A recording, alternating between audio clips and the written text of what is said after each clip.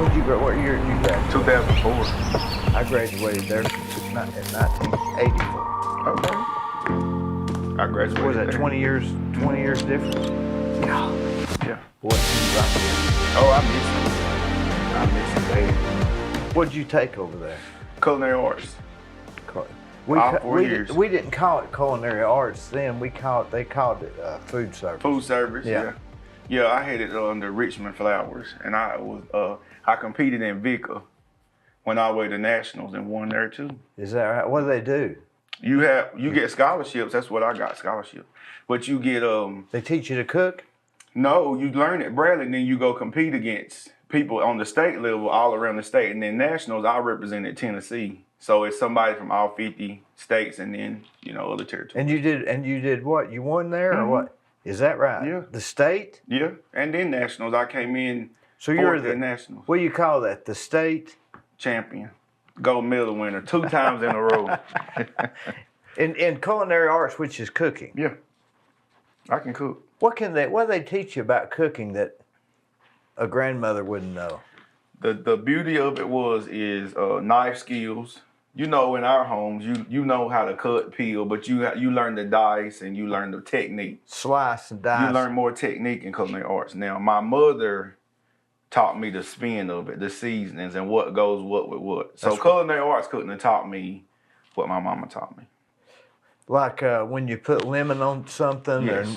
Yeah. Mm-hmm. And what goes good in it. Somebody that doesn't cook doesn't know how to do that seasoning. No, but the good thing about cooking, trial and error. You can mess up. Baking is science. You can't mess up baking. You have to go right by the measurements, or you're going to have been or to be burned or get flat or not right, stuff like that. Well, that's a good point. I hadn't thought about that. Yeah, cooking is very trial and error. Do you like hot stuff or salty? Hot.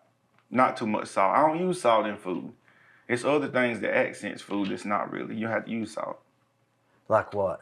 Oh, lemon pepper. You can use garlic, onion powder, and a lot of seasonings have salt in them. So I never pick up a salt shaker. Never, ever, ever. Have you heard that iodized salt is good for you? Yeah, but I use the pink Himalayan or the sea salt. I had that at lunch today. Yeah. At my mother's house. Yeah, I use sea salt, the grinder. I do like that. But I like salty food. Yeah. I don't care too much for salty stuff. What about Mr. Dash or Miss Dash? That's just salt, isn't it? No, I think it's low sodium. What's it got in it, reckon? Onion powder, all the things that you would need, but it doesn't have a lot of salt. I think it's like a lot of heart patients use Mrs. Dash. Oh, is that right? Yeah, it's low sodium. Oh, I see. Low sodium. The guy that I saw using that had heart trouble. I bet that's why he used low it. Sodium. Mm-hmm.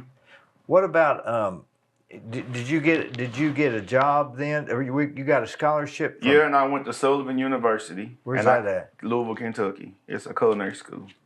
And I came back and worked for the Head Start program as over the food service program. For James Anderson? James Anderson. And then at the time, my supervisor's name was June Montgomery. And then soon after that, I went to work for M&M Mars, and I was there for 10 plus years. I was over there community services, block party, Christmas parade, all that kind of stuff. And now I work for Life Bridges. Oh. I love it. That's a good place to work. It is a very good place to work. And when you've been in the corporate world, dealing with people, and you just get tired of the hustle and bustle. And so now I just have a routine with my clients. Love them. So, but the M&M Mars would have been more for retirement and 401k. When I got vested, I'm fully vested. That means when I turn 50, I'll start getting a retirement. Because you worked there? I worked there my amount of time. I put in 10 years. So you get so much a month? Yeah. It'll break down when I hit 50. They'll say, I can defer it. Even though you're not working there? Yeah, I'm done. I put my time in. Well, it's a good deal, isn't it? Yeah.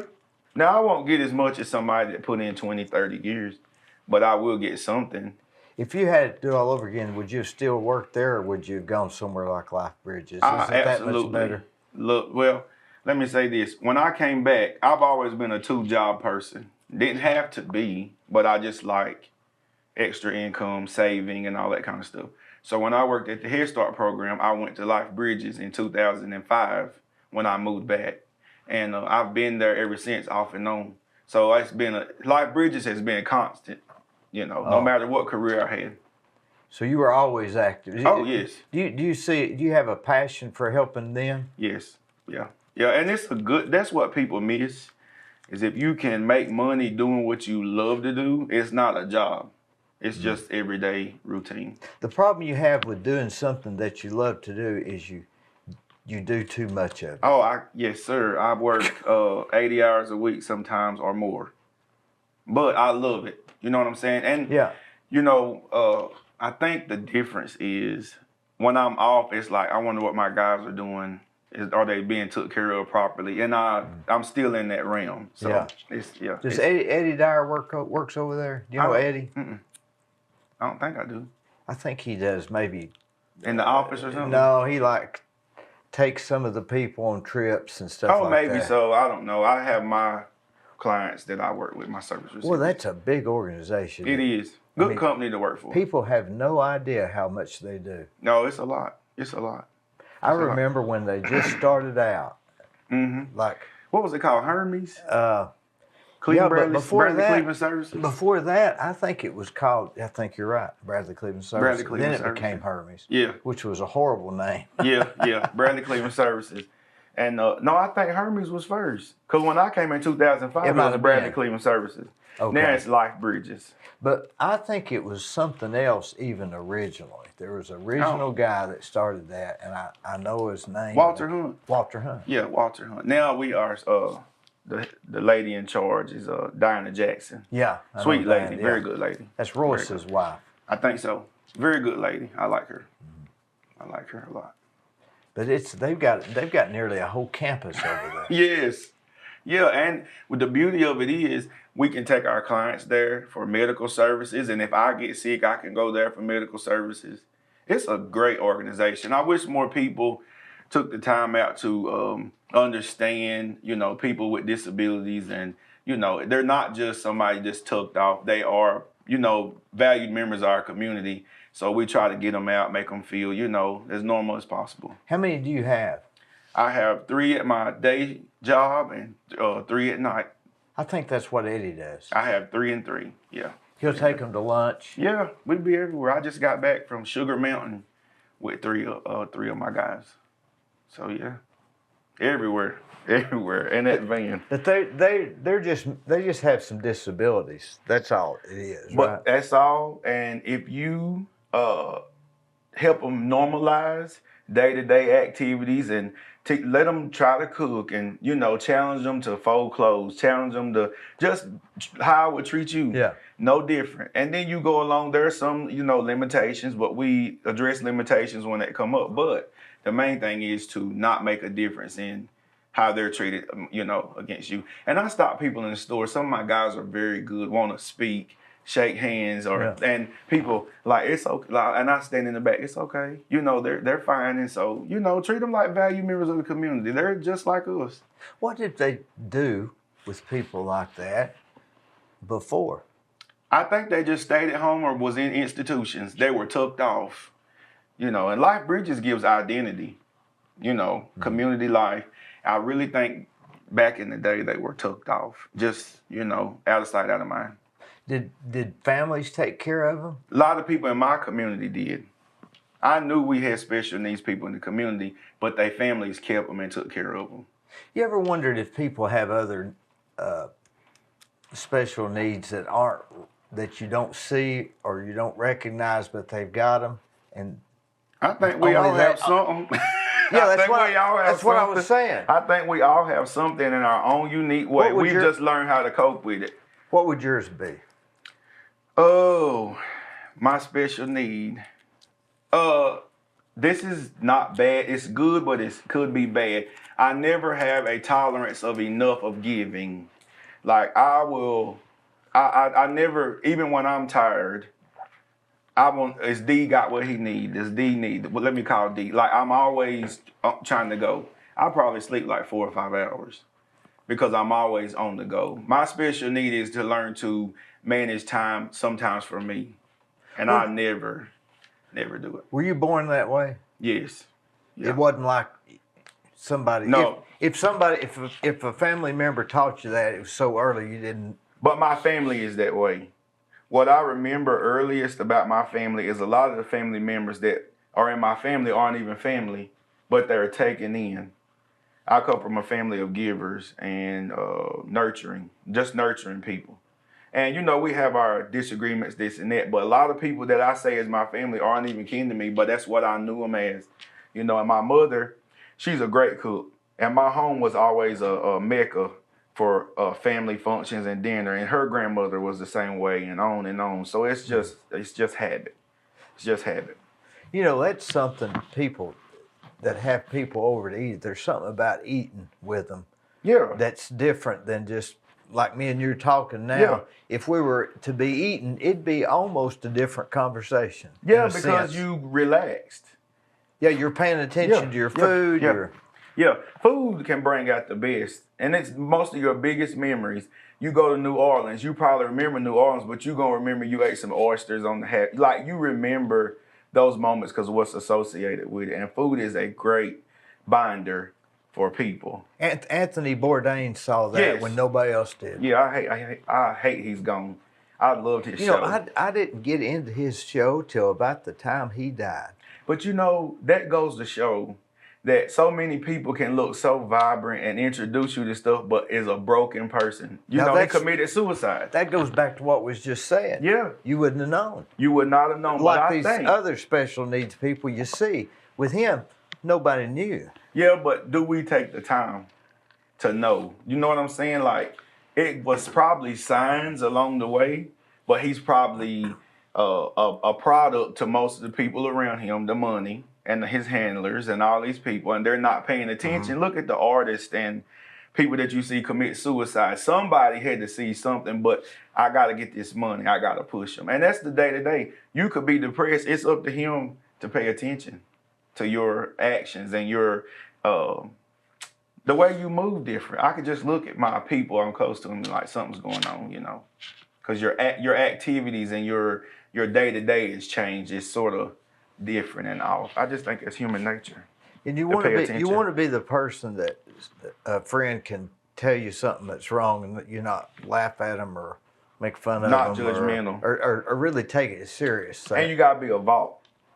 My friends know I'm a vault. Truth. You tell me something, you say don't say nothing, it's going to the Fort Hill with me. I guess if they got room for me when I go. Remember that Seinfeld episode when Elaine said it's in the vault? Yeah. Remember that? Really, yeah, you should be. You should be. Because if somebody thinks enough of you to tell you their deepest hurt or secrets, you got to keep it down. They say the way to really connect with someone is to tell them a secret. And then that other person feels as if you're closer to them because you told them a secret. You know what I've been known to do? I would tell you something that's not necessarily 100% fact to see if I hear it again before I give you something that's fact. You know, just to test you. I got to see if you're going to be solid. What makes humans want to tell stuff like that? Feel important. I got one up. You don't know what I know. I mean to even... You don't know what I know. I mean to even...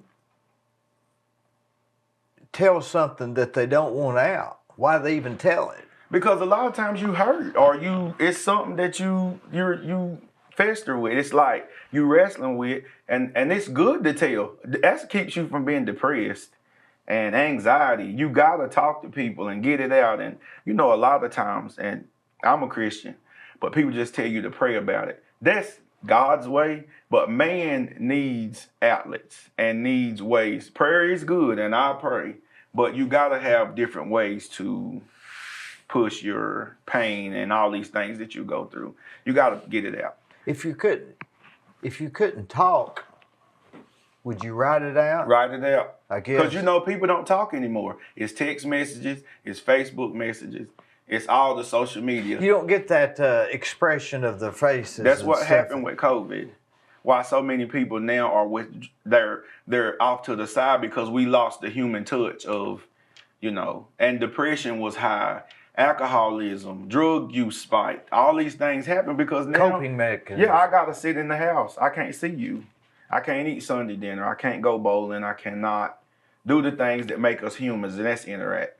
You know, I bet there's bowling leagues that get together once a week. Yeah, I not used to just be to on one. bowl, but just to Yes. event, I guess you could say. My number one thing besides travel is my time with my friends at the Aubrey's, at the Catch, having a martini, just talking about what's your week look like, how was it, and just sharing. And we was in a group text just the other night, me and my friends, my cousins actually, and I said, one of them texted and said, people would not understand our conversation because we go so deep. We sat from Aubrey's it was hours and hours.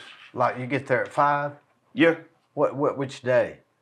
It just depends. And when I'm off, when I can get an off day, we go. And just sit there and sit there and talk and vent and just how was your week and iron sharpens iron. You have to have people around you that make you better. That you can talk to. Yes, yeah. And you can't talk to everybody, and everybody's not supposed to be your friend, and everybody's not supposed to be in your circle, and everybody's not supposed to have access to you. I do not want the world to have access to me because there's something special about me I have to keep for those who have earned that right. I cannot let everybody have access to me, ever. Because then you get tainted, and you get all these, and I believe people carry spirits. And what I mean by that is negative and just will bring you down. You ever been around somebody that's just so negative and you come in a good mood and here they come and you just like, what in the world? You can feel it. I can't stand it. You can feel it. I can't stand it. Mm-mm. I got enough negative without. Most definitely. Listen, I can tell you Have you ever had anybody say, I was talking to a guy the other day and I said, boy, it's a nice day. And he said, better enjoy it. It won't be that way tomorrow. Yeah, see. And I thought, boy, that's negative. It is. They don't even know they're doing it. It is. It really is. They don't know they're doing it, but nobody has said, yo, stop that. Every time I come around you, it's the same thing, thing. They would say, no, I'm not. That's reality. I'm being real. Yeah. What I've been dealing with here recently is dealing with people expressing their hurt. You know, sometimes we can say things that hurt people's feelings, but then we say I didn't say it to hurt you. You're not supposed to be hurt. We have to let people be people, and we have to let them get out their hurt and express. I look at it like you can't tell a turtle when and how to go in and out of the shell. When they feel afraid, they go in their shell. That's their safety zone. If I hurt your feelings, you have a right to pull back and say, okay, let me process this. But we judge and take things for granted, and we have to stop that because that's what society is so judgmental on everything. And I think that's what we've gotten away from. It's just human nature, being nice to each other. That's the problem. Maybe it was always like that. Maybe it was, and I think this era of what we went through with politics and both sides, I think that brought a lot of things that's just been laying under the surface to the surface. I think the cream rose to the surface. I think the last 2020 and all the stuff we went through with the protest and all that kind of stuff brought a sense of just mean. I'm 37 and I've never seen people like that. Not in my city, not in Cleveland. It's a city with spirit. So it's like, what? I'm sure that there was other times, like in the 60s. Oh, I'm sure. Oh. Maybe the 20s when they had the war, or Vietnam War. Yes.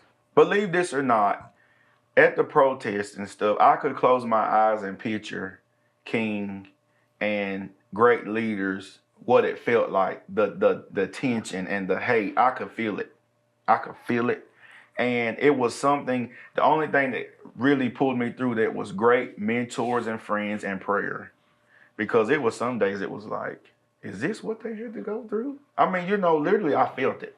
Now what are you talking about? The protest. Oh, the monument. Yeah. Yeah, see, people like me are oblivious, Stephen, to any of that. But so you felt that.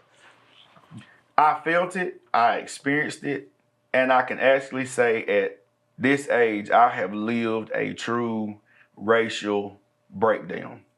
I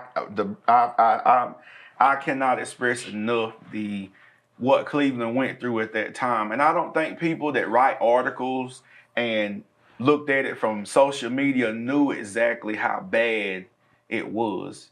And when I tell you bad, I'm talking about death threats. I'm talking about I could go on websites and look at my picture and see my picture on there in the comments like we need to do away. Like it was bad.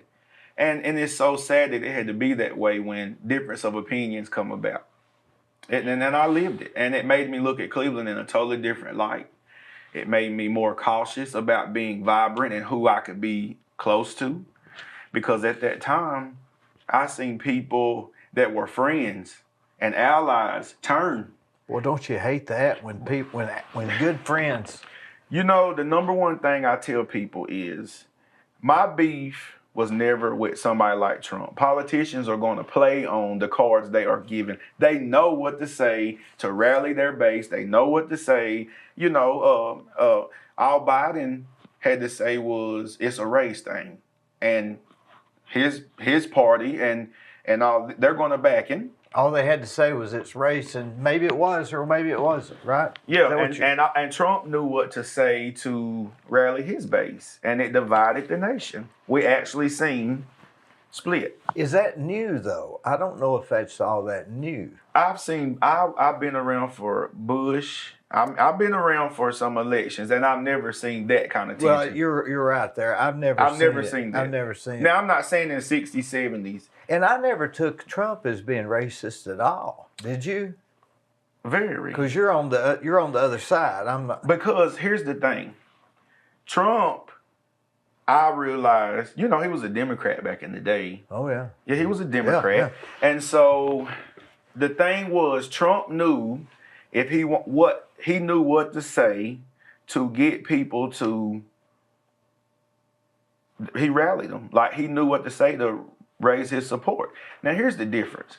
You had people coming from all over that don't normally vote, maybe not, that don't normally have a voice. Trump 2020. You know what it reminded me of at times was back in the day when they had the pitchfork and torches, like going through like these Trump trains and all these things. I've never seen that. Like you never seen a Bush train. I mean, you know, like a Bush boat party, like all these things. He definitely rallied them. He rallied them. He did a good job at rallying them. And the beef is not. And then now when I say this, I'm a very proud Democrat, but Republicans are not evil. I have Republican friends, love them. I've voted Republican before, so that I mean, even our local elections, there's people that I would support. So that's not the issue. No, not because we have to coexist. There's no way you can live in the world and just think about if everybody dressed the same. It would be so boring. If we ate the same thing every day, it would be boring. We wouldn't advance anything. We wouldn't advance. So we have to have difference of opinions on both sides of the aisle. But it's how we got away from human nature and treating each other. It was bad at that time. And so... See, I never saw Trump as being that way. You may be coming from a different view. You did, but I never saw it. Of course, I haven't ever had anybody racist against me, so I wouldn't know what to look for. Does that make sense? It makes sense. And, you know, especially with the monument situation, I never had any intentions of leading a protest. I don't like heat. I don't like being outside. What was the whole deal about that? Because me as a bystander, I'm too busy. I was too busy to even think about it. I don't even know. What was the deal? At the time, it was a nationwide movement to do away with Confederate monuments. I remember that. And a young lady here, beautiful young lady, wrote a petition, and it caught, you know, it gained traction. And when did you come in the picture? I came in 3 weeks after it started. So you didn't start it? Oh, I didn't start it. I did not start it. And the gentleman, awesome guy named Franco, he was leading it, and he was leaving, going to school, back to school. And they needed a leader. I had no intentions at all. I don't like to be outside. I don't like heat. So I went down just to see. I kept getting messages. Come see, come, you know. And the first day I walked down, somebody say, take your black beep home, N-word. From where? Across the street? Across the street. And I took a deep breath. Okay, now it's on. Like, now I'm not going home. And now I'm going to put all my resources to that. Had you ever experienced that before? At pockets of it. I went to Bradley. So you've seen it in H Hall, you've seen it here and there, but never with so much hate and force behind it. Never blatantly public. It was different. It was different. You had commissioners, you had pastors, you had all these people standing across the street, literally yelling, playing Yankee Doodle, all these rebel flags, people riding by flipping us off, cussing. We would kneel. They would come over and knock my people over. Now it wasn't just. It was all races were against the statue, right? It wasn't just. Oh black. yeah, it was blacks, whites, Hispanics. So, it was a melting pot. It wasn't a racist thing, was it? Or you talking about on our end? Yeah, because y'all was. I think it gained traction. If the behavior never would have happened the way it did across the street, it wouldn't have gained as much traction. Well, across the street, was there any blacks for it? No. What they did was later on we found out they went to Chattanooga and brought some people like hired. And this is where they gained traction. Who is they? It was a lady over. I won't mention her. But there was. Yeah, she was going around doing all these public things. And they were starting to push us as Antifa and all these hate groups. Everybody over there was from Cleveland or Lee. Nobody's no hate group. And what they did not know, and I stress this as much as I can, we kept out violence. There were a lot of big groups that were in cities, devastating cities, starting fires. They would call us, can we come support you? We got buses. Can we come? No, I love Cleveland. I don't want to see my city on fire. Do not come here. What the opposing side did not know was we kept out a lot of violence. So we dodged a bigger bullet than we thought. I got attacked from people that was black because I would not go the radical way. I believed in prayer. I believed in kneeling. I believed in moments of silence. Peaceful protest. Peaceful protest. And we had so much pushback because we did not go the way nations was going. But there's no way I could ride down on Coley Street or see my public library on fire. I went there from Mayfield Elementary. I do not want that in my city. So I stepped up to make sure that we did not have that. We were a buffer, but nobody knew that. But it's over now, but now I will never look at some people, some businesses, some things the same. I would never. Because the underlying things that I didn't see. I seen it and I experienced it. I had to have hire security, people follow me home. I had to, do all these things that you never would have thought in Cleveland. How long did that go on? 15 weeks. 15 weeks, that's like almost 4 months. Yeah, it went on. Well, did they finally just say, okay, let's stop? Or how did it stopped to see, Lee was coming back into session, and we were trying to be respectful. We did not want parents to see protesting right by their school and kids not be able to go. And then the city council was supposed to create a panel to see what they would do with it, but I remember that. It was swept under the rug. It was swept under the rug. Because that monument is not of any one person. It's not of a person, right? It's just it's to represent fallen soldiers. Now, what we wanted to do with it was pay for it to be moved to the museum or to Fort Hill Cemetery with the Union statue. That's all. We didn't want it destroyed. Move it where it got its historical value for who appreciates what it stands for.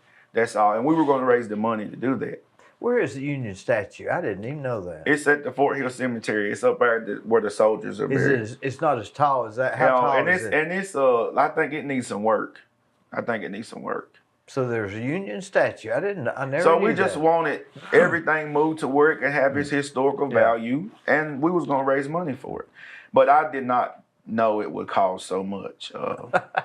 You didn't mean to do all that. No, I meant to get our point across that we live here too.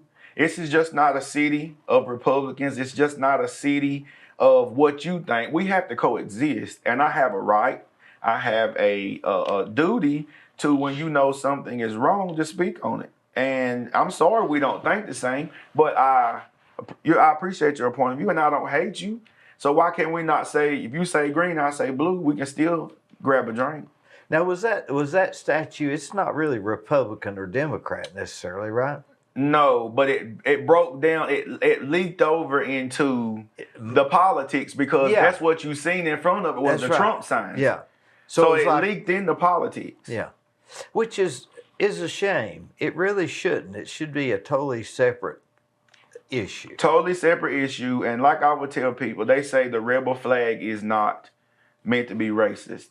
Well, when something is not meant to be a certain way, if I have a brand of T-shirts that I'm starting to sell, and you take it and make it derogatory, I have to speak out and say, that's not what I did it for. Whoever the Daughters of the Confederacy or whoever should say the rebel flag is not meant to be that way. But when I see racism and you're flying this flag, it makes me think that's your symbol of hate. I only can take it how I see it. That's what the MAGA hat has become. It's almost become a symbol of hate. Yeah. And it should be, you're pumping up your candidate, your memorabilia. Your baseball team. But what they don't realize is the actions. It was never the monument for me. It was the actions in front of it that caused me to react. It caused me to react. It was never move it, because I've been in Cleveland 37 years. I walked from Mayfield Elementary to the public library every day and then across the street to the historical branch. That's where I used to go after school. I ain't thought no more about that monument. But it was the behavior in front of it that caused me to react. Let me tell you about Capstar Bank. They're located in Nashville, Hendersonville, Gallatin, Athens, Madisonville, Sweetwater, Etowah, and in Cleveland at 950 25th Street and 3855 North Ocoee Street. I've used them. I like them. Give them a try. They're no problem.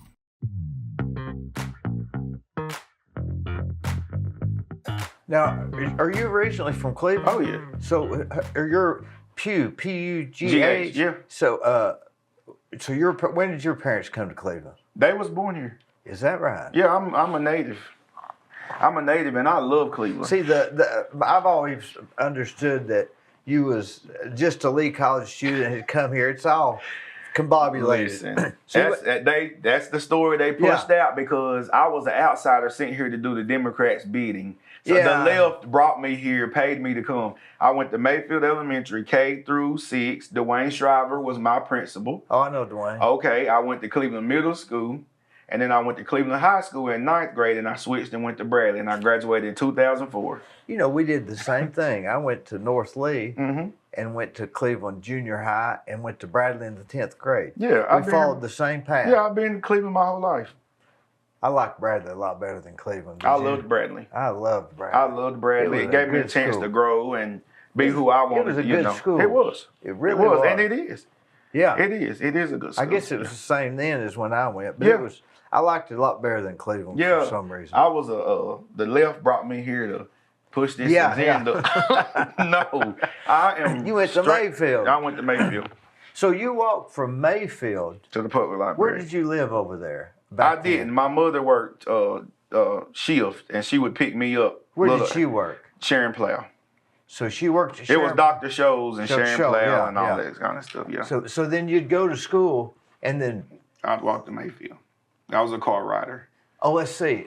Mayfield at the time was over there where Lee is. That's right. That's right. By the towers. Did you go to the public library? Was it the new one then? It wasn't renovated like it is now, but it was that one. Yeah.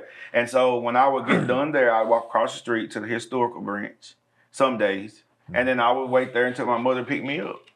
The historical branch, I was by there last week, and I thought I hadn't been. See, when I was 7 or 8, my grandmother, we'd walk over there and they'd have a storytelling. Yes. They'd read a book. Yes, and they still had that. All the kids would sit around. Yeah.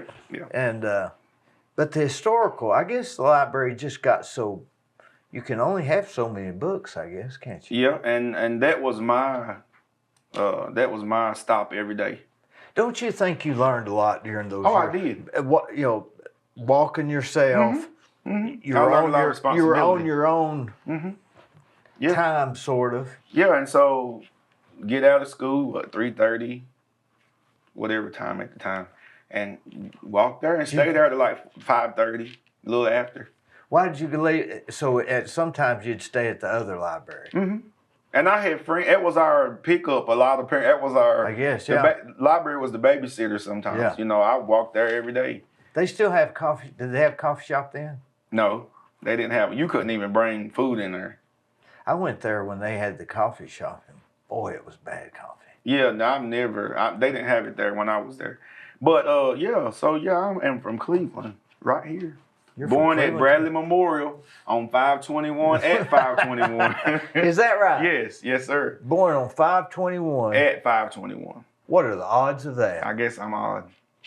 Special. The odds of that would be incredible. Yeah. You think the doctor just said, well, it's 520, but I'll just say 521. And I just seen where my childhood doctor, Dr. Hughes. Oh, yeah. He just died. He was on here. Yeah, Dr. Hughes. He was my doctor. He was my doctor. I remember him. And then I had Dr. Applin. That's my boy's doctor. Yeah, I had Dr. Applin, and both are gone now. But yeah, good guys. I had them. I remember them plain as day. I love Dr. Hughes. Yeah, he said Kezmond. That's how you say my name, Kezmond. Yeah, I remember him, and then I got a little older, went to Dr. Applin out there on, what is that, west side, where Cleveland Community was. Dr. Applin had an office upstairs. Yep. Yeah, see? Right from Cleveland. You're from Cleveland, Tennessee. You're from here as much as I am. Yeah, yeah. So let me ask you this. Did you, after high school, did you aspire to be a culinary artist? No, I always had a love for cooking. And then once I got into it, it's like, oh, this a lot. It's a lot. Like, you really leave your family. Like, when you a chef, you leave your family. But I still do. I have a business. I still do stuff like make candy apples and different novelties. Yeah. But no, I don't want to be a chef. I can cook very good, and I can cater, do all these things. But it's my, I like people hands-on. I think I should have been a nurse or some kind of doctor or something to where I could handle people. But I'm not going back to school at all.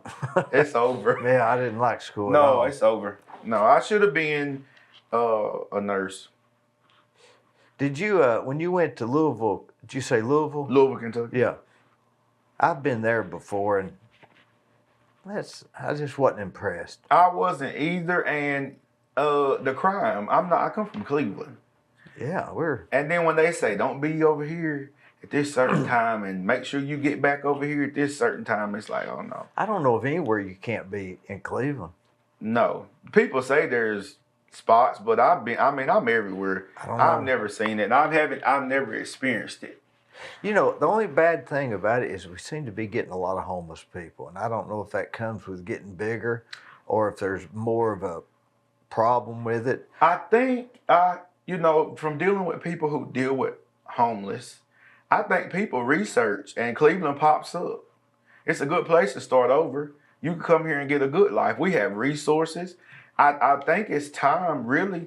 The shelter that we have is very well ran, great people. But the city of Cleveland, we got to expand and figure something out. They can't house, but what, about 7 or 8 at a time? Oh, they house way more than that. I mean, you mean at the emergency shelter? Yes, they house way more than that. And they have programs to help, beautiful programs. How many can they house? I'm not sure by heart. I'm not sure. I renovated. But I know it's more than that. I renovated that building in the back for their. Oh, well, good. Okay, yeah. For Demetrius. Yeah. And like I said, Demetrius and his staff and the workers, they are very good people. But I think it's time for the city of Cleveland to realize we have a problem and it's got to be addressed. And we should have a way bigger homeless shelter or more resources than what are available. And the key is not pushing them out. The key is not making laws. Then it's a felony now if you're somewhere. You don't. It's a felony? Tennessee passed a law recently, a misdemeanor felony. I get so disgusted I don't even want to research it much. You mean for being homeless? Like if you're living on a property, like your car, trespassing and all that kind of stuff, now they can write you a ticket and all this kind of stuff. And it's crazy that we come up with consequences to a problem that we're not trying to fix. Try to fix it. That's a good point. Try to fix it, give resources, and then we go to consequences. But, we are all a second away from being. We could lose it all in a heartbeat. They say that most people are, what, two weeks behind on being, what is that saying? Yeah, they are. I mean, it is check to check and that, but I think it even goes deeper than that. We can check out of here mentally and be lost. And a lot of times when you run into homeless people, there's some kind of situation. They walk off from their homes. They have, and just pass through, and then they get, this is their stopping point. I've talked to people before that have had nervous breakdowns, and they said that when you have one, you just at the point of no return. Yeah, I can't imagine what that would be like, but the people that told me that, they were serious. Yes, you've been down. Sure. Now just imagine one more thing. Yeah. A flat tire. Or just one more thing, the straw that breaks the camel's back. We look at these shootings and crimes, and a lot of them are premeditated. But what I tell people is be kind, because you don't know when you are the straw that breaks the camel's back. It wasn't meant for you. My rage was not meant for you. My rebuttal was not meant for you. But you came along with your judgment and your mouth, and I snapped.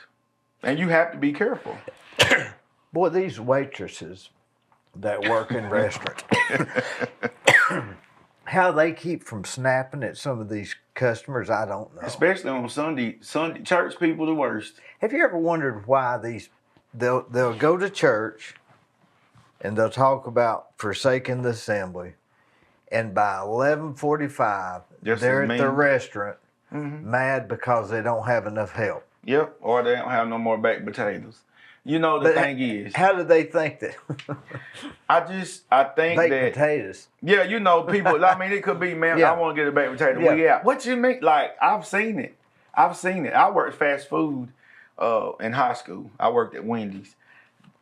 I hated the one over here. No, Paul. I hated Sundays when church people would come in. They are so rude, because a lot of times you sitting in the church and you're not living what you're supposed to be learning and what you hear. We think we're good people, but we've lost the sense of human nature, kindness, and patience. Patience is a virtue. The Bible speaks of it all the time. We just don't soak that part in. We don't hear that part. We hear if she pregnant, that's a sin, and if he kissed him, that's a sin. We hear all the judgmental things, but self, we never examine self. Never. And when you examine self, my biggest thing is looking in the mirror, catching all my flaws, and that's why I'm not as hard to judge. I take my time to get to know you. We might leave here on bad terms, but I'm going to do it a second time to see if this is really you. Because I know me. I know I have flaws and things that. And you think you got that from your family? No, my family.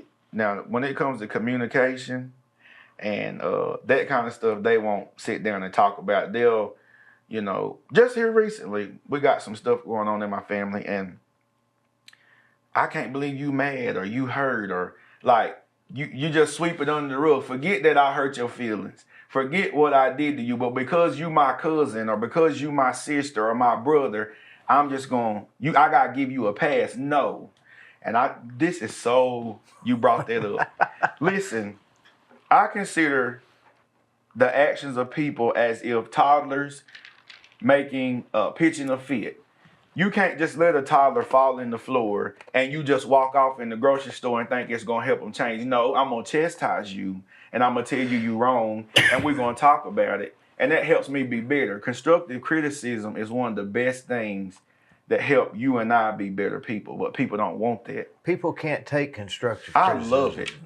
I love it. Everything I've achieved and everything I've learned came with constructive criticism from people who feel the need to pour into you. You gotta have constructive criticism. Dee, you wrong. And I love you, but you wrong. And you can go home mad, but we'll talk tomorrow. What about when people tell you what you're thinking? That drives me insane. For somebody to tell me what I'm thinking. Yeah. I mean, now I have, my mother can, my mama can. She can, and I think it's coming She from. can tell what you're thinking. Oh yes, my body language and I think people know you. but you know what I'm saying? but she's still assuming. Of course they're assuming, but a lot of times they hit it on, But that's not the point. My point Yeah. is, I don't need to tell you what you're thinking. No, you need to let me express myself. You're going to tell me what you're thinking, Yeah. and I'm going to go with that. But do you know how many people won't tell you what they're thinking because they are afraid of honesty? Everybody. Yeah, I'm going to tell you. And however the chips fall, How's my hair look? well, it's combed today. I didn't see you yesterday, but it's combed today.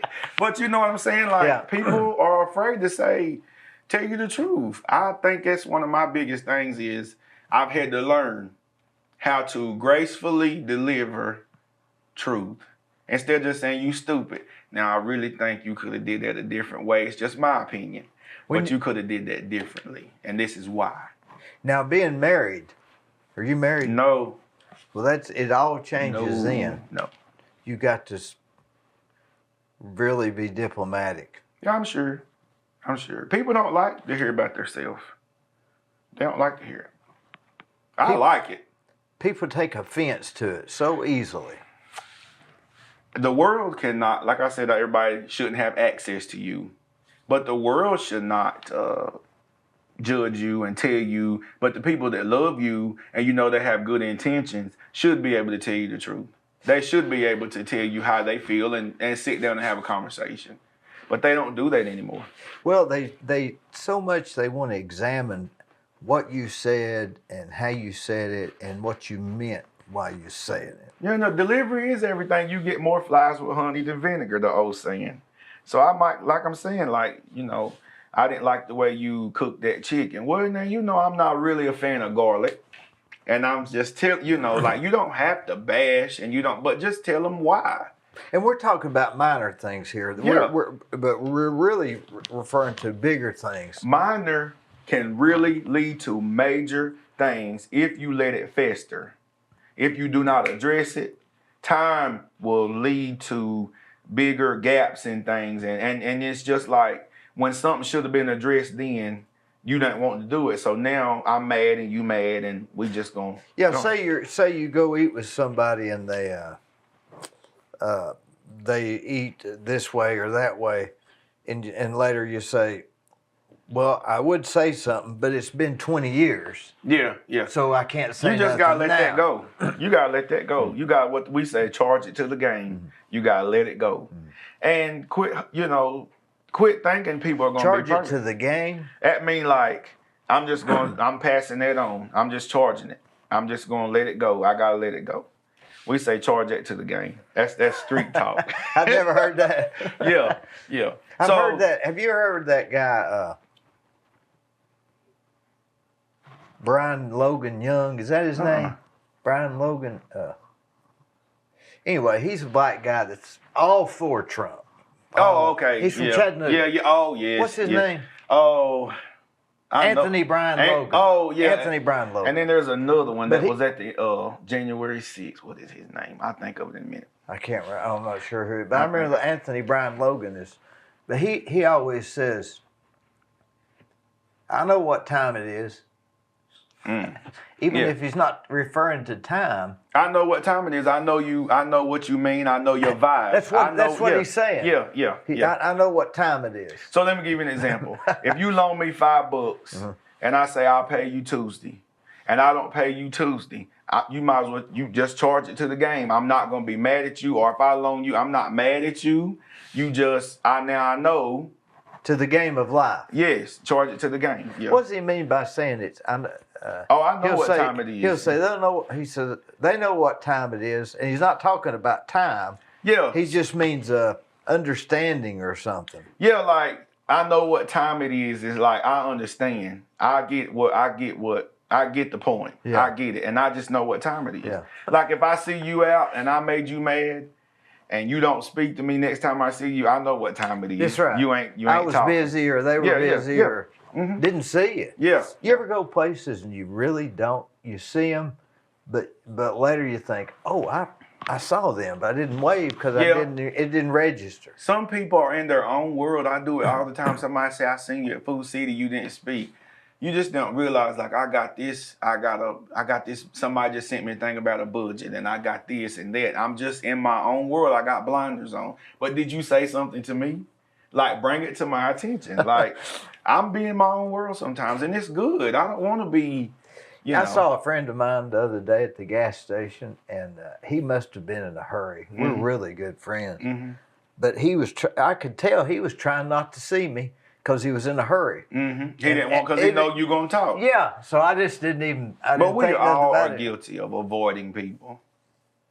Like, if you see somebody in the I just don't have it today. I'm just not in. I can't deal with them today. No, I don't want to talk.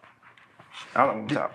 Do you think that that Cleveland is going to be so big that we lose that touch when the guy can walk from Michigan Mayfield School to the library and, to me, we've lost it.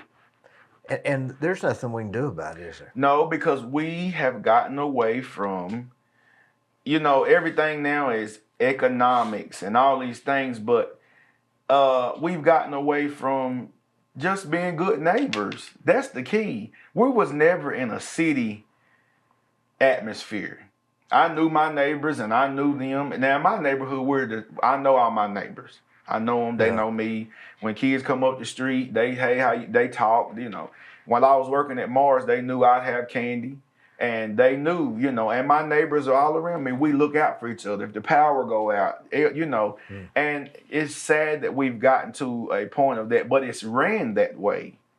It's ran that way. When I was coming up, I knew a lot of city council members. They used to come to the school, bring pizza. Like, we knew our leaders, we knew good people. And now I think it's so gridlocked with just selfishness. I don't think we spread out. We don't, and as a minority here, it's definitely not growing in the sense of we feel like we have a major part in the city. What could change that make you feel like you did? Well, I look at it like this. We just had Juneteenth come up. Yeah, I don't even know what that means. What's that? Juneteenth was when we found out we were free.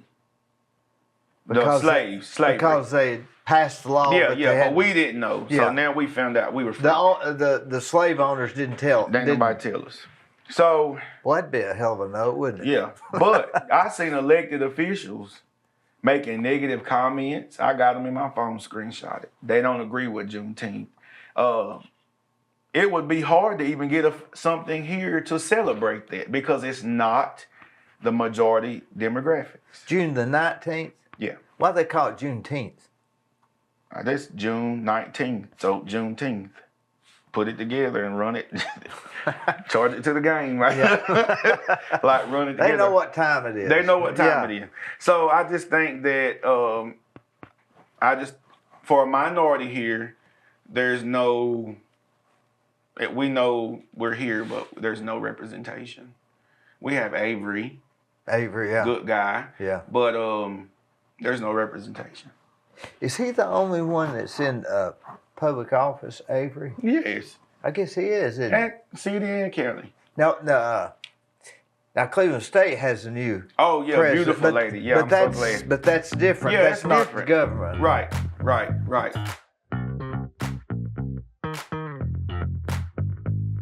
Hello, I'm Dee Burris, and most of you know me as a general contractor. In October of 2020, I started a podcast that I call The Discussion with Dee Burris. Each week, I have conversations with interesting, informative, and fascinating people from Cleveland and Bradley County and the surrounding areas. You can watch the discussion at dburris.com on YouTube and Facebook, where we would ask you to please subscribe. It's free for updates and notifications of new shows. It's no problem.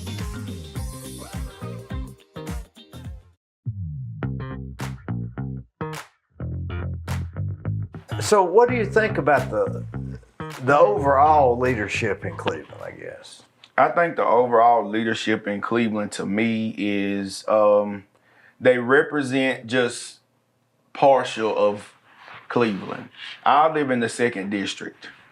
If you come in the 2nd Which District, is where? Mosby Park, Northeast, over in East that area. Cleveland. Yes, East Cleveland. I'm gonna give you and you're gonna be like, oh, I see what you're saying. 2nd District it is so forgotten. You can't even walk up Inman and not hit a pothole in the sidewalk. Believe me, I know. The sidewalks is got grass grown up. We just now got a new playground. It's forgotten like 2nd-class citizens. You come off of any exit in Cleveland, it's so nice, signs, pretty. You come down 64 Highway coming down to down Inman, it is just so tore up. Especially if you go to the county that's 100 yards away. Yeah, it's just tore up, and I think that we are forgotten in the 2nd District. And I say that, and I love Bill Estes. We good friends and everything, but I think there's only so much. Is that his district? That's also? his district. You know, you go down Galt Street, not a sidewalk. You know, it's just not. You go down Ocoee, nice. Sidewalks, nice. New 20th Street. Yeah. Sidewalks. Yeah. But you go down Wildwood, Inman, Galt, no funding. 6th Street. Yeah. When you go across the railroad tracks. Go across the railroad tracks and you can obviously see that Cleveland has put no money from the railroad tracks over. Well, if you go outside and there's not some of that doesn't have sewer. That's in the county, right? Right. I never have figured out why they don't put sewer over there. I mean, it's just if you're at Lee, you go this way. Yes. 1,000 yards. Mm-hmm. It's worth 400,000. Mm-hmm. Go 1,000 yards the other way, it's worth 40,000. And here's the thing. Here's the thing that is very, very, you know, just I don't know what the word is, so I'll play nice. You would think a city that you come down to Ocoee, from the Ocoee 64, and you got to pass through there to get to downtown, you would at least want to make Inman presentable. At a minimum. At a minimum. I can look out my door and just see dilapidation. Nothing's been there for years. I'm telling you, my 37 years, I can walk down a sidewalk that has had no new nothing since I've been a kid. Nothing. And that is just poured from a city, that city of spirit.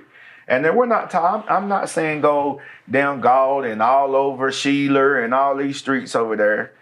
But what I'm saying is you would think that a city that you have to pass through an area to get to downtown, the museum, and all these things would at least put money in beautifying what people have to see. I say this to the city manager. Why would you not make Mosby Park a prime example of what Cleveland parks should look like? It is the only park in Cleveland that you don't have to turn a corner to get to. You got to turn in the neighborhood to get to Deer Park. You got to turn into Tinsley. You got to turn into Blythe Oldfield. Mosby, you just come down the street and it's there on the right, but it's tore up. Now they're fixing it. But why are these minds not thinking of this as elected officials? You know, let's hold that thought a minute. Something brought my. When did Mosby Park come about? I don't know the exact date. It's been there as long as I know. Yeah, it's my mother and them played there and on before. Who was Mosby? Shepherd Mosby. He was a guy that donated that property. Was he African American? Yeah. Mm-hmm. African American. You know, and I'm not saying that, you know, come over there and just completely, you know, do everything, but you would think. It's spread it out a little bit. Spread it out. Right? It's not spread out unless you go fuss and meetings and all these things. You have to keep bringing it to their attention. Shouldn't have to be that way. Is there, how many, now, there's not as many African Americans live over there as there used to, is there? Or No, it's like a we've really migrated. mixed. Growing up, I had black, white, and Mexican friends. Were you raised right in there? Yes. Yes. I grew up on Galt Street. My mother bought our first house off of Inman. And I've seen the same things that I've seen in all my years still be the same. A few changes, business pop-ups and this and that. But when I was growing up, Mosby was raggedy. It was renovated a little bit, and then it was years before it even was gotten any attention again. And like I said, the same swings I swung on as a little kid, my little cousins and them were still swinging on until recently. They have a swimming pool there, Yes, right? they Is do. that all? It swimming pool, They got a swimming pool, they got a splash field? pad. Football field, or is that? Yeah, it's on down the street. That's Shepherd Field. That's totally different. Totally different, but it's dilapidated.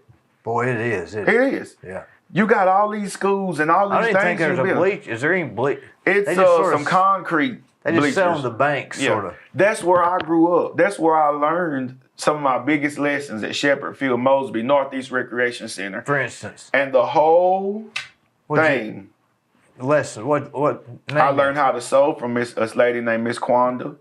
I went on. I remember her. Quanda Ross was her name, but Yeah. What was it she did? she worked at the rec center when I was there. I knew her. Yeah, I'm sure you Yeah, did. Beautiful yeah, lady. yeah. But I learned how to sew. I learned how to do arts and crafts. I At joined Mosby Park, at Northeast Recreation Center up on the hill. up on the hill. Yeah. I played basketball out of there. I played baseball out of there, football. I never had to go outside to find anything. Everything I needed was in my neighborhood. We had a cookie lady down the street I could get cookies and frozens from. Total neighborhood experience. But Did she sell them?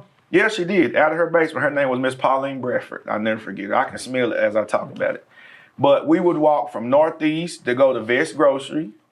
Boy, I remember that. Boy, they had good ham sandwiches. Oh, I loved Vest. We would go to Vest Grocery and, get our snacks, come back to Northeast. Northeast raised us in the sense of neighborhood, community, sports, learned our, like I said, I joined the Boy Scouts through Northeast. And there's nothing Was over it there. rough over there? No.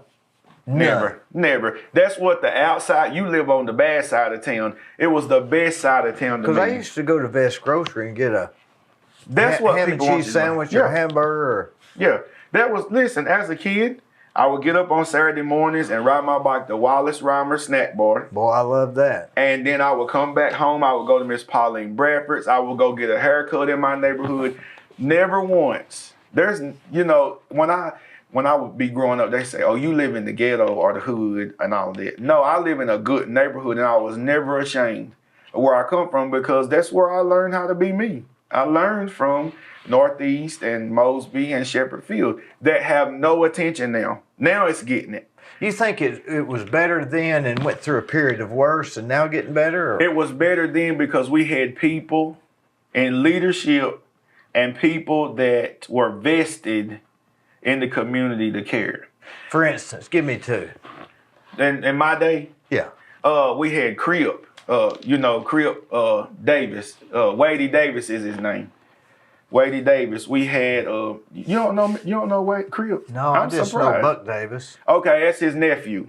Oh. But he was the director and Tony Davis.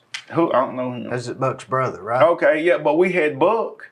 Daddy Buck taught us baseball, and then we had great football coaches, and then we had Avery and Andrew was over there in the mix, and then you just had good community people that if I did something on this street, by the time I got home, I was gonna get in trouble because they done called and they got me themselves. And it's a bunch of people, Miss May Carr, I could name a bunch of people when I grew up, but that's what we've gotten away from is community. And we had Tony Calvin, some good directors there, some very good directors. Mm-hmm. That Mosby Park, like tomorrow, next week, it'll be full, right? Well, right now it's under construction. Oh. They're putting in the new playground. Okay. But during the traditionally swimming- summertime, what yes. about the swimming yes, pool? Yeah. I don't know if it's open or what's going on, but I do know that. Do you think that the Mexicans or some of the Latinos feel minority like maybe you did? You know what? I see the Hispanic community over there at Shepherd. They have a good old time, and they stay to themselves. They about family, community. They about their business. That's about all they're about. They about family and taking work, care and of church. Yes, and that, you know what? They don't bother. Now, I don't know what people experience, but I have neighbors, 2 or 3 houses down. They come, and they speak, they talk, and just good people. I mean, and then I like to see them at Shepherd. They got their grills and they tents and they playing soccer. They ain't bothering a soul. I'm good. Do what you need to do. I got some that work with me, and man, they're just the best. Yes, I don't have no problem. But I wonder if they feel any racism. I think Hispanics took the place of blacks in the race game. You think they're actually where we were here? Lower? They come up under us because I think they see it from all sides. We had white against black. Now I think there's some black and white. Because if you're a Latino, I guess that's what they call it, or Hispanic. I call them that. Hispanics. Yes. What's the difference? I don't know. Just be politically correct because I don't want no emails. Yeah. I don't need no emails Hispanic. about what you said. But I was talking to one time. He looks a little funny, and the other one said he doesn't like to be called Mexican. I said, "What does he want to be called?" And he said, "Latino." So I started. Yeah, so everybody has. But maybe it's Hispanic. I don't know. You have some black people that won't be called African American, and you have some that everybody identifies with how they identify. And no, I think they took the place of blacks on the side of racism. Although you could be a Latino or Hispanic, and you wouldn't stand out as much as a black. I mean, let's face it, they don't look that much different. But here's the difference. Oh, it's a big difference. Hair textures and just skin and height. I mean, it's a big difference. But here's the thing. A lot of Hispanic people stay to their self. They're ducked off. Like, you don't see them. I mean, you see them, but you know, they stay in their yard. They do their own thing, you know. And I could travel. I travel a lot of times. Like, I was in Alaska not too long ago. I seen some blacks. I seen some whites. But I didn't see any Hispanics or Korean. You know, it's certain, you know, you just don't. You know, and a lot of times somebody like me, I just don't like notice, oh, he white, he, I don't either. I just keep moving. Hey, how you doing? I don't like you just because I don't like you. Just and then we go, it has nothing to do with race for me. Yeah, me either. I really don't. Yeah. I really don't even think a thing about it. I just. Yeah, but I like doesn't register really. Yeah. Now, there was a plan back in the day that they were going to renovate Shepherd Field and make like a park on one end, and you can do different activities down there. But like everything else, it's swept on. And a lot of times they tell you things that you won't hear to appease you. So I just hope that my neighborhood can get back to the days of community. We had a place to go, like Northeast programs that I was had the privilege of learning, like Northeast. And then, it's great to see the Hispanic community there, but there should be things, we lost, when I was growing up, football, baseball, and basketball was under Northeast. Now you got to be in the school system and see different programs. We learned it there. I didn't have to go outside of my community.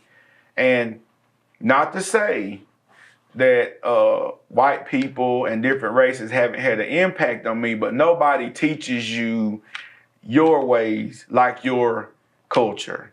And culture is very important. That's a lot of truth to that. Culture is very important. And I learned my culture in my neighborhood. And here's the difference. When textbooks would say one thing, I already knew about Martin Luther King. I knew about Harriet Tubman. I knew about all these things. And I didn't learn the version that a textbook made it look good. Is it different? Oh, it's a big difference. It's a big difference because textbooks made you think slavery was this way and we learned massacres and all these things in my family. My Northeast, we had I forget her name. She used to come and teach us. She's passed on now, older lady. But she would come and, Black History Month, tell us facts and different things. And we've gotten away from that. Those are lessons that should be taught at home. Is that what Black History Month does? It's supposed to.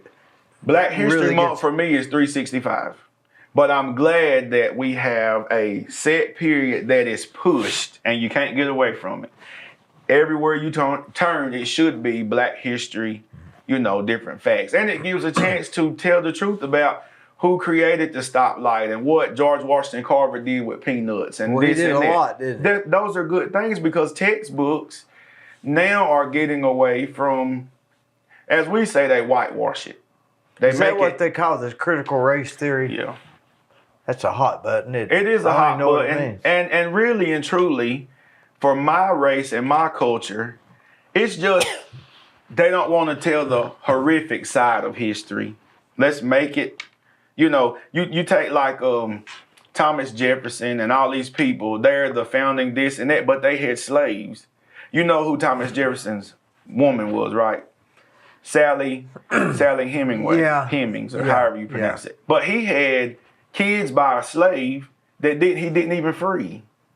A lot of them, didn't Yes. So now they're battling for their rights on the family land and all that. It's been years back. Yeah. But you take a man that's saying every man's created equal and this, but you have slaves, you have kids by a slave in your basement. And you don't even free them when you die. I can't imagine. That's a part of history that they're not going. What would you not do? Of course, you're not married, but there's not anything you wouldn't do for your kids. So I just can't most definitely. I mean, most definitely.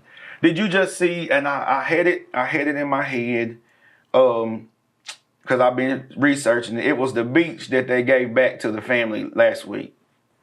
I'm not. See, I don't even. It was a major beach, in from the Thomas Jefferson thing. No. It was a beach. I'm going to tell you because I just posted it. It was a beach, and what it was is some blacks owned some beachfront property, and it was because at that time black people couldn't go everywhere, so they bought a piece of property, and what the city did was come in and take it. Was that South Carolina, maybe? Yeah, I think so. I'm not sure. I mean, I ain't gonna get it mixed up, but the city came in and took the property, and they just now gave it back. Bruce's Beach is what it's called. Bruce's Beach. Bruce's Beach. And that's what's happened throughout history. There may be more of that than we realize. Oh, most definitely. Lake Lanier in Georgia, it was a black community, and because a woman said she was raped, they pushed the black people out, and you can still go to Lake Lanier now, and there's neighborhoods under the man-made lake where they flooded it. That's a lot of history, but they're not going to teach that in textbooks. And yes, it has some rough sides to it, but imagine living it. But we need to know the rough sides of whatever it is. Listen, I tell people some things are like sandpaper when you learning them and you living them, but at the end you're going to be smooth. What does sandpaper do? It smooths you out. Well-rounded individuals learn different lessons different ways, and you have to tell the good with the bad. So you're not against correct history? No. No matter how bad it was? No, history helps us be better. And if people would tell the truth about slavery and racism and all these things, Christopher Columbus was not a hero. It was people here, indigenous people, already here. They come in, did whatever they had to do, and he gonna stake a claim. They was here before Columbus came, right? Yes. So that's why I like to say Indigenous Peoples Day, because that's the truth. Of course, he did do a lot of good, right? Oh, I'm sure. I mean, for somebody. He got them over here. He got them over here, and then Do you ever wonder the indigenous people, were they Cherokee? Were they Indian? Indians, like what we had, Trail of Tears and all that kind of stuff. We come in and took, But who was here? But how did they get here? How do you? God put them here. I don't know how he did it. He did it, and I'm glad about it. Look, we here. But think about this. When we say, don't forget your water. I'm gonna get it. When we say there should be no illegals come here, we are all strangers on this land. We are not from here.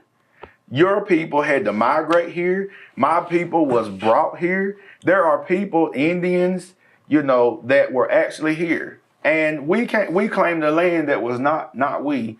I was brought here. Okay? And so that's my thing is like, we strangers to this land.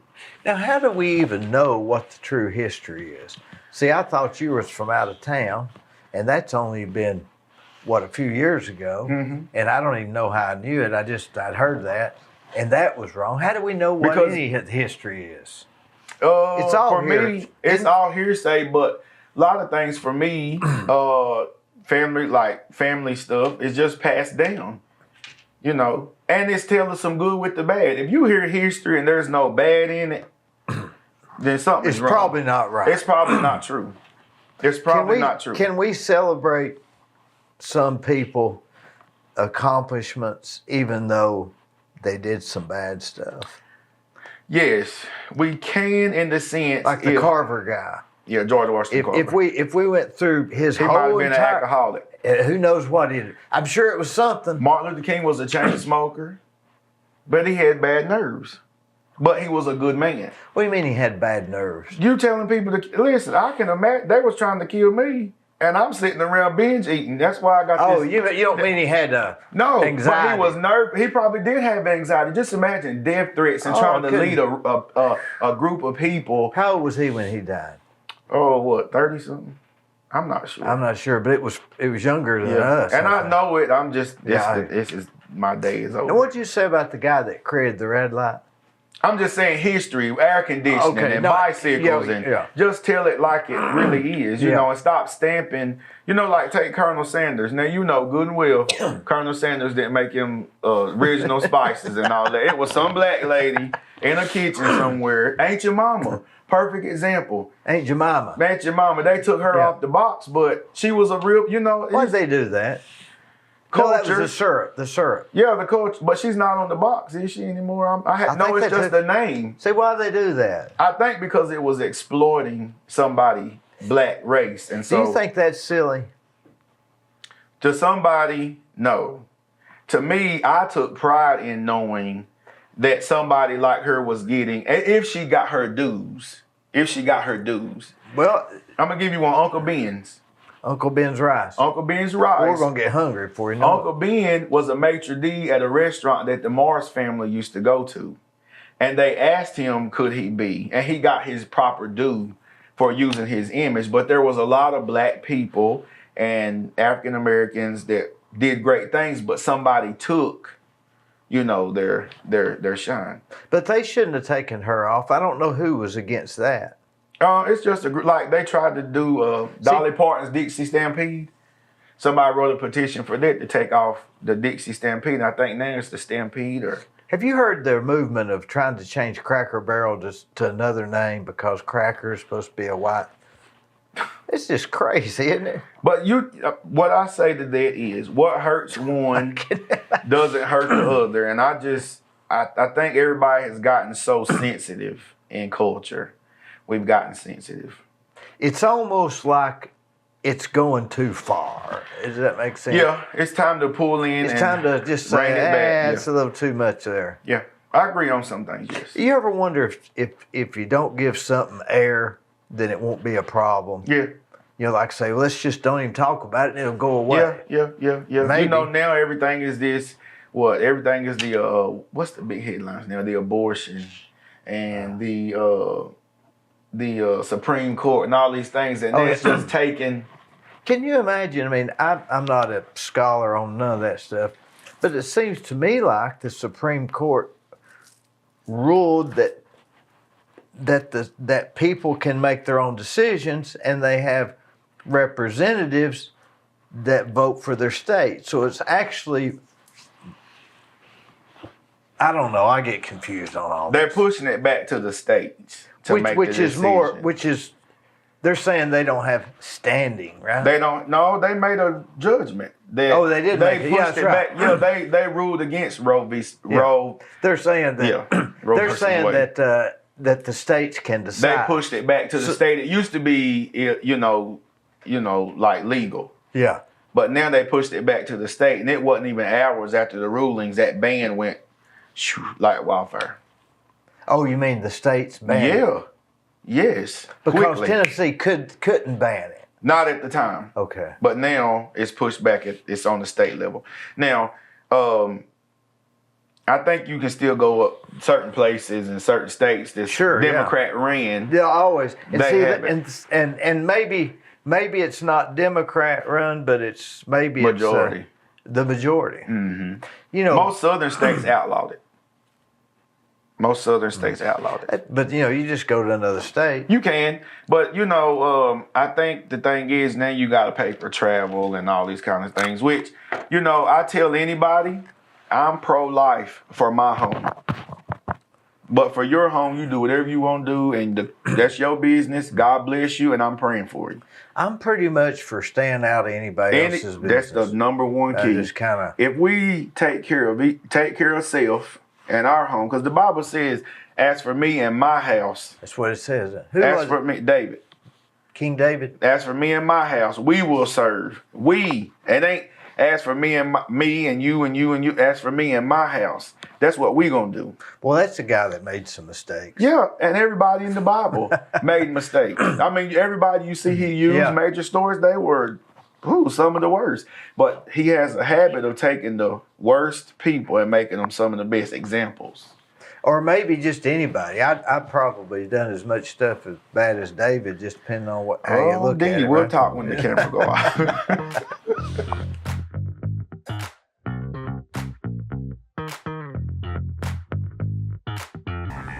If you want residential or commercial plumbing, give Rick's Plumbing a call. Call Jason or Josh. They'll do you a good job. I use them. I've used them for years. They're no problem. Come on. Woo!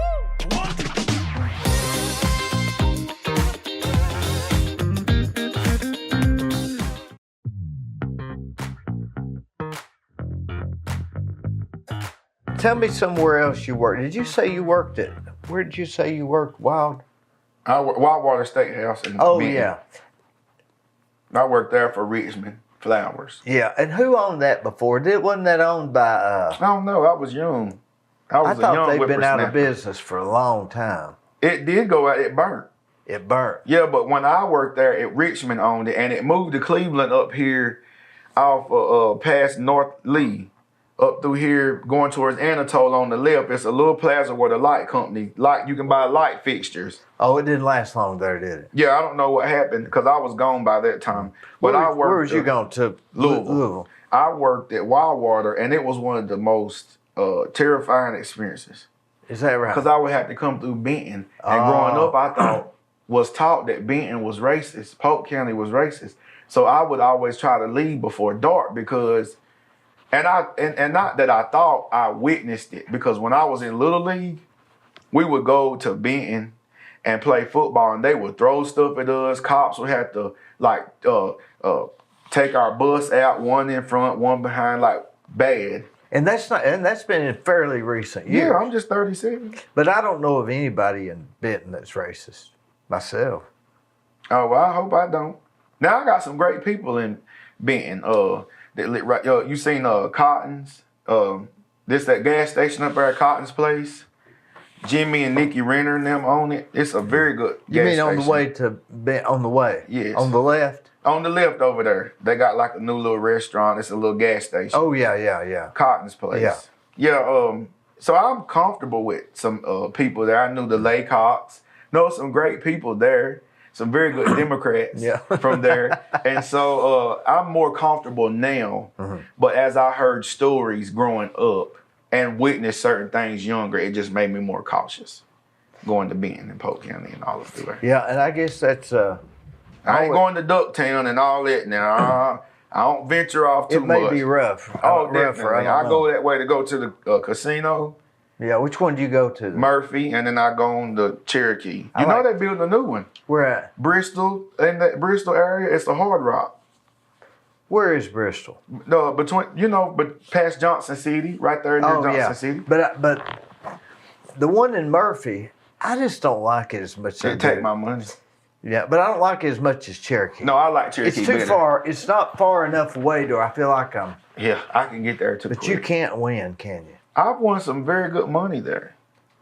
I shoot craps.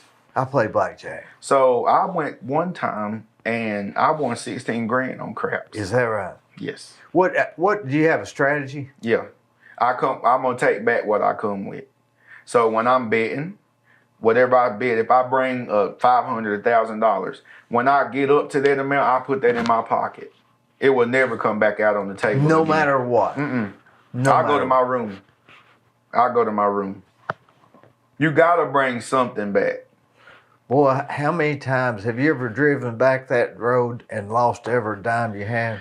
When I'm staying, sometimes it's like you get up in the nighttime. You know what I'm saying. Now, for my birthday, I went. It was okay to lose everything because it's my birthday. I'm gonna gamble. I ain't trying to be conservative. But if I have, I used to go a lot, and I just one day when I was sitting there, the desire just left me just like that. I just take spells with it. I just hadn't had the desire no more. I take spells. Weird. With it. I didn't mean to.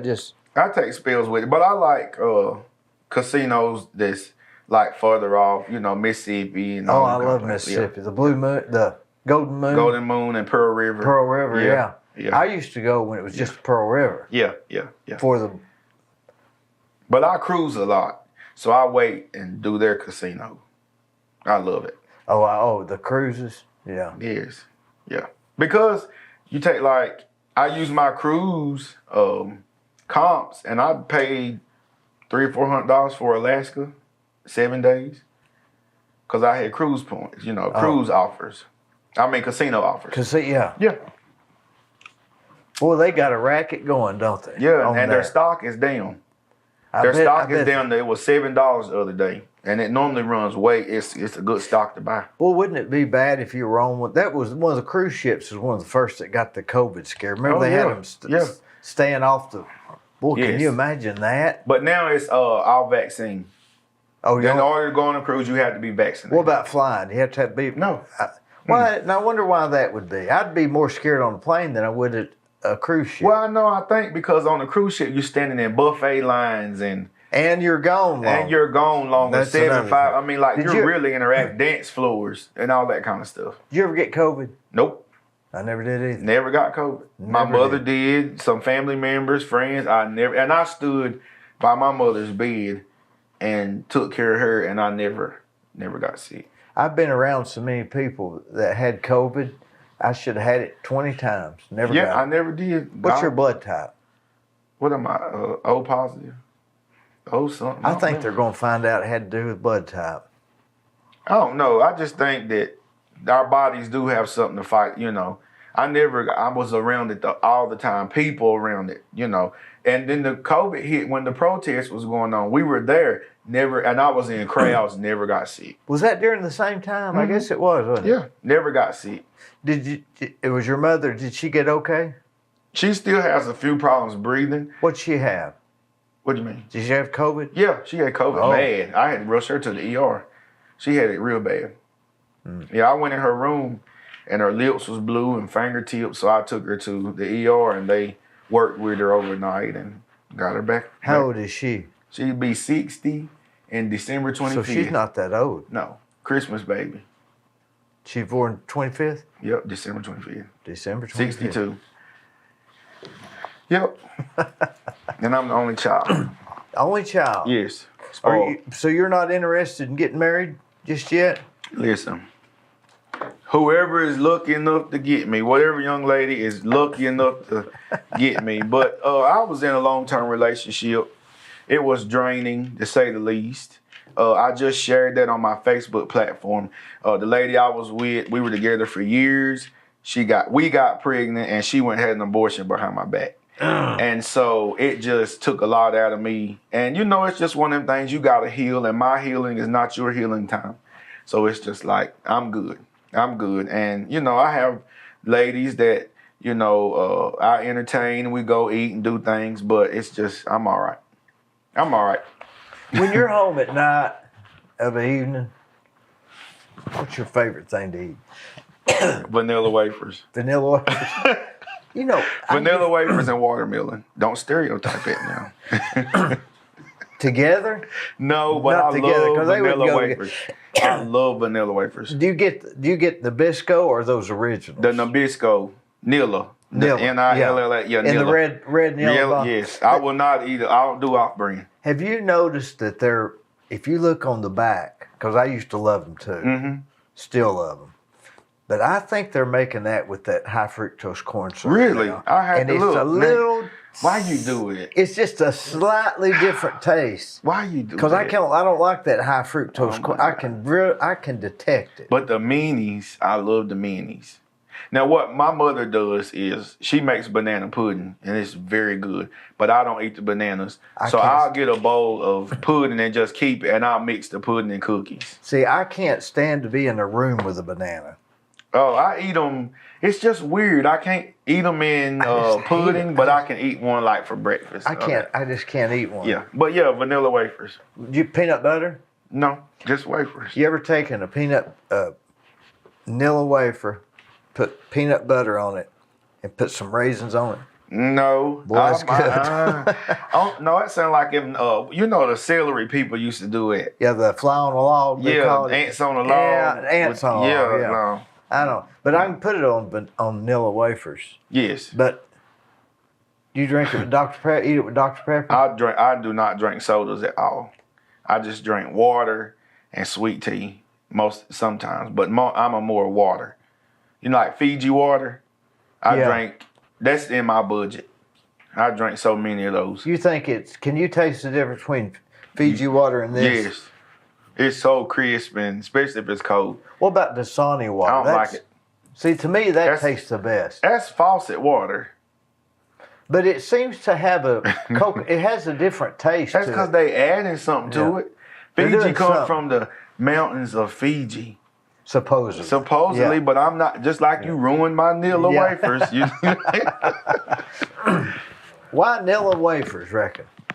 I don't know. They just got like a good taste. And they're not really fat. They're not bad, you know? But if you get those kind that are in the original bags, the bag kind, they're called the old-fashioned originals, they're not made with that Where high they selling fructose. It's there at the store. They're next to the Nabisco, and they come in a clear plastic bag. Oh, and they're I've called seen the those. old-fashioned. And I don't think they're made with that high fructose. I'll have to try them. They give you the original thing. Okay, I'll have to try them. I have to try them. But yeah, that's what and watermelon. And my mother makes homemade ice cream. The churning kind? Yes. It is so good. And so she'll put it in little bowls, and I'll get that and stuff like that. That's why I can't lose no weight. I'm not much into sweets, really, though. I like homegrown tomatoes. I like fried green tomatoes. I like fried green. But I eat tonight, I'll just eat homegrown tomatoes and saltine crackers. And you married? Yeah. Okay. Yeah. Okay. Yep. Let's see, I knew a Burris. Did you have a family member teach at Mayfield? Miss Burris? No. Oh, okay. No. She was my teacher. No relations to, my dad's Bob Burris, my brother's Bo. Oh, I don't know them. So. Good people, I'm sure. So what's the future hold? Politics. Can we see you as running as a leadership of Cleveland? Mm-hmm. At what level? I mean, you're in the city. I want to start at city. City councilman. I want to start at city and or county, depending on where my feet land. What I decide to do in the next few years about home ownership and different things. And then I want to do state level. But the key is, and I'm this is a literal sell. I just will not represent Democrats. I want to represent everybody wherever I am, whether it be white, black, Hispanic. And that's why I serve on certain boards and in certain groups like United Way and Keep America Beautiful and volunteer here and there, because you can't, you have a political party, but you have to be able to serve for everybody. And that's my key. And that's the number one thing that drives me, is to be a person of the people. But I got to pick a party. You have to pick a party. You have to now. Win. Back in the day, you did not have to run as a, party. But now it's hard for a Democrat to win in Cleveland, isn't it? It is hard, but I think it can be done if people get off of just voting in party lines. They're not going to do that, though. Well, I guess I'll be Republican. You could. No. I will always be a Democrat. I'm a proud Democrat. Would you change parties to win? No. If losing is just my option, and it's just my option, but I'll run and run and run until something changes. But here's the difference. I'm a Cleveland native. if people know you, it's not as important as No. in a. But you ever wonder?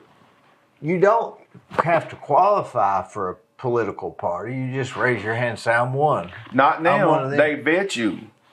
Oh, who's that? Like the parties. So when people ran as, I'm a chairman of the Democrat Party here.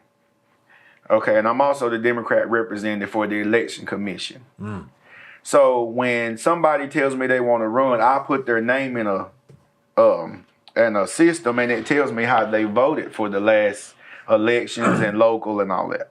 But can't you just say, "Well, I've changed parties today, and I changed back tomorrow, and I changed back the." I guess you might could. It gets a little sticky, but I do have to vet people. It's called Vote Builder. And I have to go in and see how you voted. I'm going to check and see what you did this week. I'm going to go look. No, I'm just kidding. But no. So you can't just say, "I'm going to run on the Republican Party" if you haven't been voting Republican? Right, because what would make you just switch over besides just wanting to win? Well, but Do you that's think the only as one? reason you change. Well, I mean, but that's disloyal to the party. Now, if there's something come up to where I switch parties, that means I need to do it right. You need to do it before election. I thought you could just switch anytime you You want. might can, and I guess it just depends. They might, but it could be where they send you a letter say you can't run under this. If they had a third party, if there was ever a time in history when a third party might make it, it would be now. Somebody in the middle. Yeah. I was looking the other day. I love Liz Cheney. Liz Cheney. She's the one. She's on the January 6th committee. Dick Cheney's daughter. Yeah. But what I like about her is not only she's a Republican, but I push it to the side when I look at how she's handling things with the investigations and stuff. She's still in her party, but she stands for truth. She's standing for justice. She's standing. And she's for, on what? She's on which part? She's a Republican. But she's on the January 6th committee. Yeah, she's the Republican. But if she's for truth, why don't they have the other side speak? They are. They all invest. And if you look at the January 6th stuff, it's nothing but the work. That was Republicans that are. But talking. I mean the rebuttal side. Oh, Like the girl that said here. but they did call the who. So The secrets. They did send him, and a lot of people were subpoenaed, but won't come. What was it she said? That Donald Trump tried to grab the wheel. Did you see those memes we had with him fighting? That's really good. But they invited the Secret Service and all these people to come. Say, is it true? Yeah, did they come? I get, it starts back up after the holiday. Oh. But they did give them an opportunity. Now, what is this? I never could figure out. This is not a trial, right? I think it's just the investigation, and I think the DOJ can take. But why are they investigating that? I mean, why don't they investigate? Well, you had people literally bust in the Capitol screaming, "Hang Mike Pence." That is a crime. And I think they're trying to get to the bottom, because I think now of course, they say it's what is it, a hoax, or it wasn't. They're on a witch hunt. They're thinking it's like that Russian hoax. But was you that take- real? Oh, I think so. You think that it was Yeah, I think so. But I'm telling drinking bleach? You think he told him to drink bleach? probably. You never know about these people are crazy. I just think anytime they have an investigation, they ought to have both sides. Yes. Now, I agree with Yeah. that. But you take, like, they found that Clarence Thomas' wife had text Mark Meadows, "We need to do more, we need to do more." They're thinking it's more on the level of people who's supposed to protect justice leading this or behind a lot I of it. think Now, that I don't she's know. her own person. Who? Oh, yeah. She should, just because you're married, you don't have to agree with your husband. But he's a Supreme Court justice. There should be, But she can still be an individual. oh, she can, but there's still a level of, I think you got to walk a fine line. It's a gray area. It's sort of a gray area. That Yeah, because who's to say if it went to the Supreme Court, if her influence is at home? Because the man is the head of the house, but the wife is the neck. that's the truth. Okay. But My pastor said that today. I listened to him. well, did you go to lunch after church? No, I haven't ate yet. You hadn't eaten. No, I have What not time? eaten. How long does your preacher preach? I didn't go to church today. Oh, you didn't? No, but online you. You watch it online. Yeah. How long did he preach? Oh, it's normally like 30 minutes. It's not long. Not It's an very hour and a good. half. Yeah, I watch online. Yeah. You don't go anymore? No, I work on Sundays, early in the mornings. I work on Sunday mornings. I usually sing in the choir and stuff at church. But do you take the Lord's Supper? Yes. Where did you get it? They deliver it. When you're out, they bring it. Oh, they bring it to your Yeah. house? Who brings it? One of the deacons or my mother will get mine. Yeah, they send since COVID, it's in little disposable cups. Boy, so she'll bring mine. So I got to make sure, but like, Lord, now listen, okay, I'm good. I got to clear my mind. Then I eat it like normal. You know, they'll never go back to getting it out of the trays like they used to. It's too convenient. Too convenient. And you know what I hope happens? We shut down again. You do? I loved shutdown. And the reason why I love shutdown is because we took so much for granted. Family and time and all these things. And you had to sit still. And the world seemed like it reset. The ozone layer and animals came. Like a lot of things happen around the world. You know, like I think it should be in the budget for a 2-week shutdown yearly. Nothing moves unless it's an emergency. Shut it down. And we all take time, vacation, families. I think that if people knew that it was going to be over in 2 weeks or 3 weeks or whatever, that it would have been better. But people didn't know how long it was going to go on. You didn't know, and I wish and employers build that into the pay. And we shut down for 2 weeks. Nothing moves, and we just take time with family. We had board games and just good time. We had a good time. I enjoyed COVID shutdown. Now I know businesses didn't and stuff. Well, there was some advantages to it. Oh, it was. You know, picking up takeout and watching movies and getting to do things that you can't normally enjoy with the hustle and bustle. You got to take a vacation to do what we did in shutdown. That's a good point. Families had to cook, and they had to eat at home, and they had to do all these things. You know, now that it's over, these restaurants are still not as busy as they were. No, and a lot of them people can't get staff. I think some of it is people got out of the habit of going out to eat. They learned to They do just kind of got out of the habit of it. Man, I was making a pound cake every other day, brownies, and I had like a little Facebook where I'm cooking in the kitchen. Like it literally gave you time to, and it gave a lot of parents time to know their kids. You know, parents really don't know your kids in the sense of, because by the time they get out of school, few hours it's bedtime.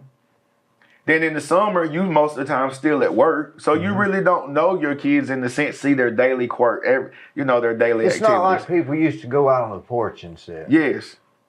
Or sit around the table. Or even sit at home watching Carol Burnett. Yeah, or sit around the table and eat dinner and stuff like that. It's cell phones and you don't get the true essence of family. And I think COVID it shut down, did it a lot. Now, some people probably who had an abusive parent or spouse were in a little more, didn't have the chance to escape. But overall, I think it was good. It gave people a time to just decompress. Well, it had some advantages for like sure. everything. Like everything. What do you think is like, when do you think you'll seek public office? I mean, because they're going to say, "Oh, that's the guy that was protesting. That's the guy from out of town that was protesting." Yeah, but the thing is, if people really know you, see what Cleveland did was let outsiders write the narrative. It was outside people who wrote the narrative that I was not from here.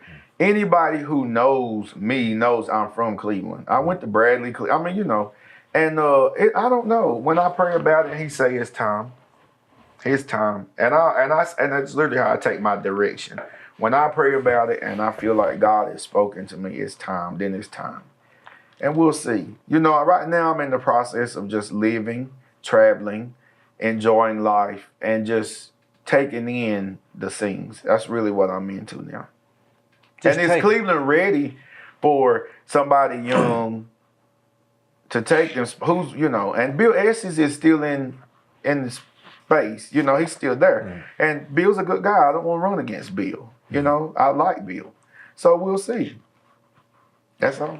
And you never let people know your full plan. They'll try to sabotage you. Well, and you don't know your plan could change. Most definitely. You know, what they say, you won't hear God laugh, tell him your plans. Yes. That's why I say I pray about it. Well, that's the truth. Yeah, isn't it? yeah. I had plans. I'm supposed to be a millionaire with a 6-pack by now. You missed the 6-pack. Yeah, all that. All of that. So it's just like, you just go day to day. And when I feel it's right or something arises, then it's good. But I would like to see a whole level of young people, whether Democrat or Republican, run. The people that we have now, they're good people, but it's time to take those old school mentalities and move on. You've done what you were supposed to do. I would love to see 30 and 40-year-olds step up and run. It helps to have new blood. You need new blood. And you take like with Kevin Brooks.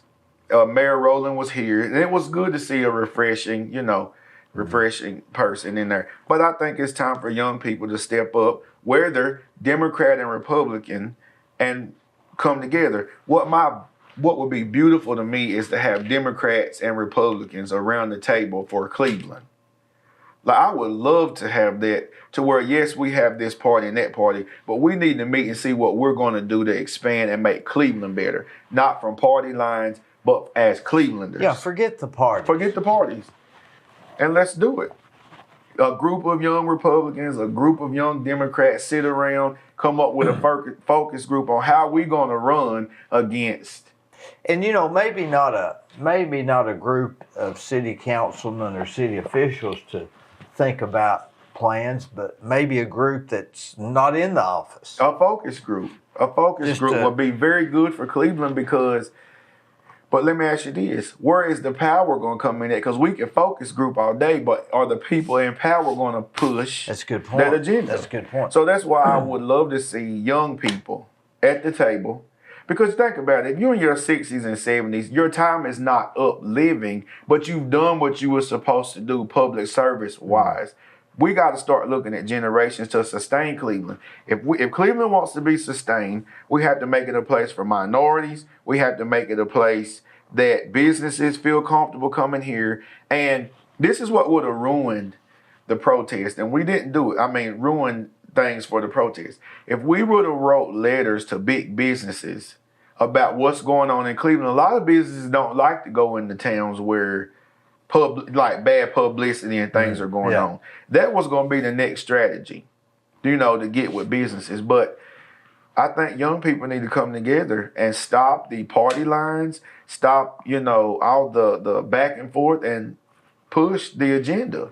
And United Way has a new group where we were together, and then it went out. It's called the Young Professionals, and we're coming back on board in July. And so we did a lot of community service projects, and I rubbed shoulders with some very good Republican young people. I was there. Some of the people that's on Democratic side was there, but we did not talk about that one time. We just did public service, and I think that's how the city gonna have to be ran. Yeah, you can't just talk about problems all the No, time. no, because everything has a solution. But I need you. I can't do it on my own. You might not realize it, but you'll need me one day. You know what I'm saying? Like people say, I don't need nobody. That you can't change. I can't change all, so I'm gonna need somebody. You need people to better your life. They think they don't need anybody until they have an accident and need an ambulance. Most definitely. I think we need to come together. Kezmond, you're nothing like what I heard. I enjoyed talking to you. I enjoyed you too. I ain't heard too much about you though.